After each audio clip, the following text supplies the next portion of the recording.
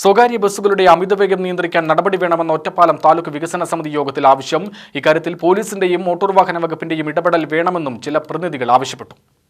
ഒന്നുകിൽ വേഗം നിയന്ത്രിക്കുക, അല്ലെങ്കിൽ ബസ്സുകളിൽ ആംബുലൻസ് സൈറനും ബീക്കൺ ലൈറ്റും ഒരുക്കുക എന്നതാണ് പ്രതിനിധികളുടെ നിലപാട്.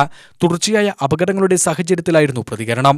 പാലക്കാട് കുളപ്പുള്ളിപ്പാതയിൽ മാർക്കിങ്ങുകൾ ഉൾപ്പെടെ സുരക്ഷാ ക്രമീകരണങ്ങളുടെ കുറവും രാത്രി സമയങ്ങളിലെ വെളിച്ചക്കുറവും അപകടങ്ങൾക്ക് വഴിയൊരുക്കുന്നതായും വിമർശനമുയർന്നു.